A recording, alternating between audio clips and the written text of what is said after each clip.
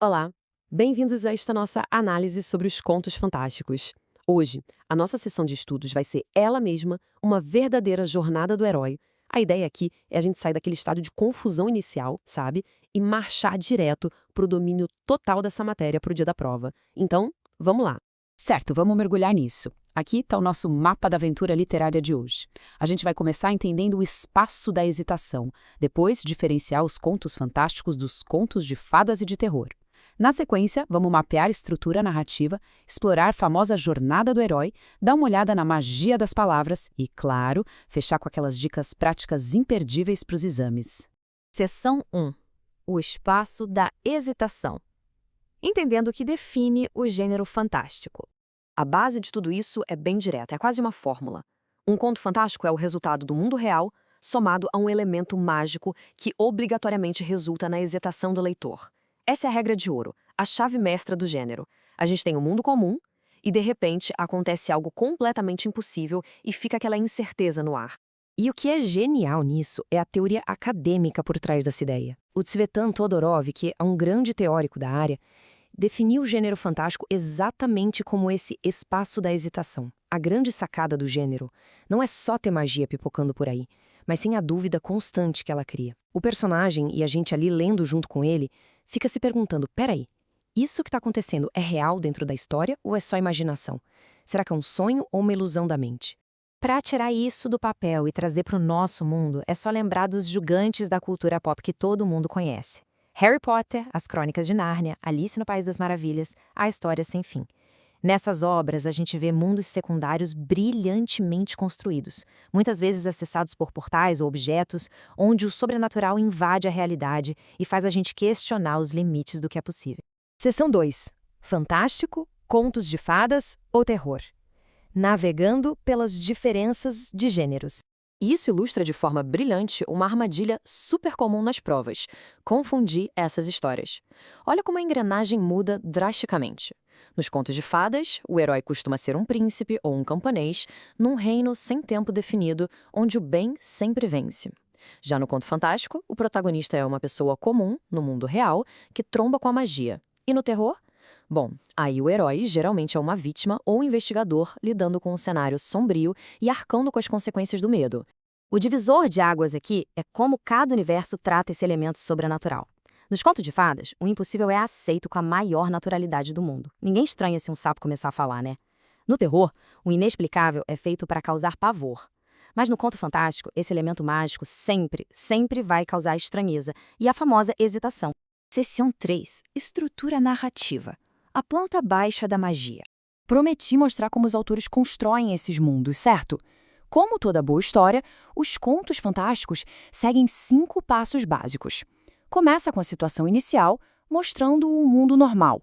Imagina o Bastian, de A História Sem Fim, o garoto solitário vivendo a vida difícil dele.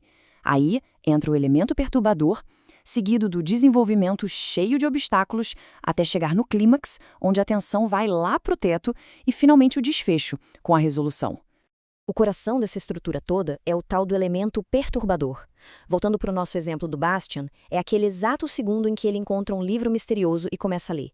É o catalisador, aquele momento em que a rotina quebra em 1000 pedacinhos e a magia se infiltra na realidade.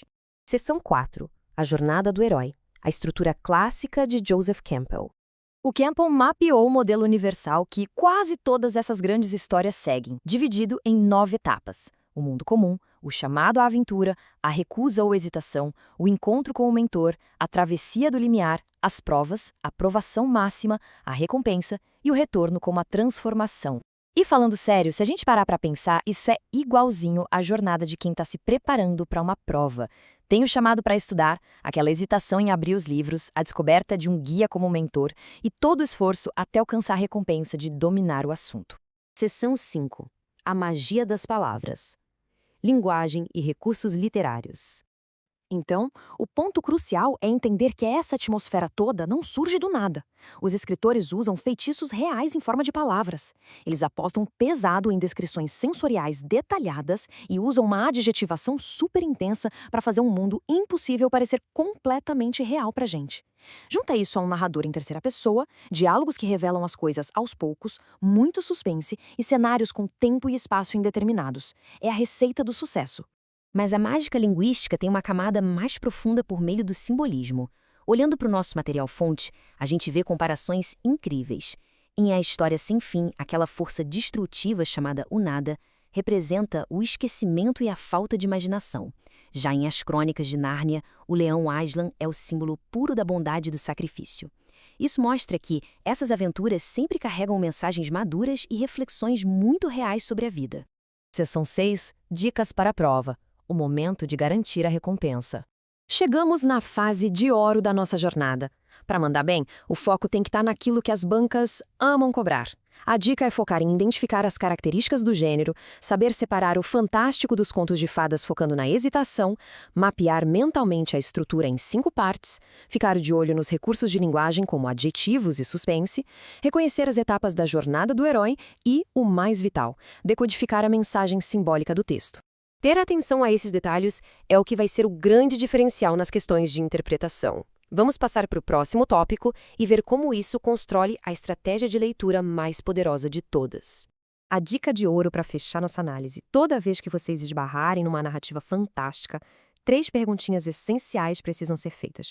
Pensem assim: o que esse mundo mágico representa de verdade? O que o herói ou a heroína aprende depois de passar por tanto obstáculo?